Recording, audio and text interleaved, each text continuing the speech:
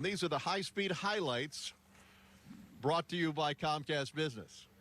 I got a Montreal Canadian puck here. Mick, he scored some goals in the red, white, and blue. Not one of my favorite teams, I must admit, growing up out west, but nonetheless, Mick's going to try and beat me with one of these Montreal Canadian pucks that I found in my shack. All right, put her down and let's go. Let's go. And I bumped the other ones over. These are the money makers. I'm getting in, no gloves, but I am 100% ready. Let her fly. Like, you've went top cheddar on me before. All right. Uh-oh. Just missed. Now here we go. Oh, once. Oh. Keep it going. Where? Oh.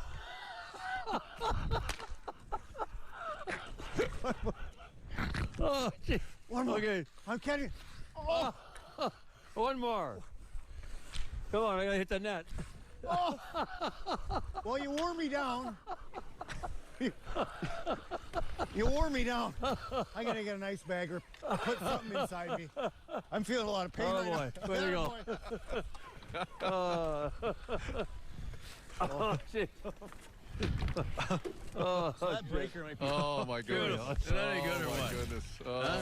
Oh, my goodness. yeah, Old time and a half old time. It's all about having fun over there. It's outstanding. Where are we putting the ice bag? Where are we putting the ice bag? Well, it used to be on somewhere else, but In a glass. In a glass. It's going in a glass. oh, you know, it's always that 13 shot that got you. You know what I'm saying, John?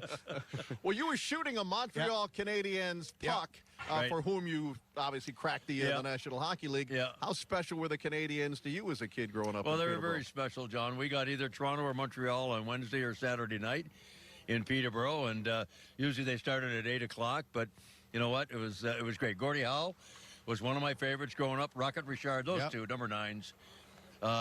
In those days, those guys really got all the headlines, you know, in both their teams, but Toronto was great, led by Davey Keon, and Delvecchio and Howe were favorites of mine as well. So I had the great honor to play for both of them, and I couldn't be better than that. It turned out okay for you, Yeah. absolutely, Yeah. to our great delight. All right, finally we can we can pay this off for the final time. Go ahead and give it to Mick, because this is the prom picture that we discovered in our hunting in Mickey Redmond's past. It wasn't just playing for Montreal and whatever. It was it goes back to November. We were doing Light the Lamp, and Ozzy was captivated by the standings, and I said he hadn't been captivated as much as by that as anything since he had seen Dolly Parton in Dallas at halftime. And so Mickey thought that was funny, and so I didn't know that you... Back in the day, that you had couples I see picture. when I don't show up, I get beat up. And back in the day, you went for a beer or two. Yeah, look at that photo. That's after classic. I look pretty relaxed. That's a great shot. What a great job. Oh, my gosh, God. that's wonderful. What a great job.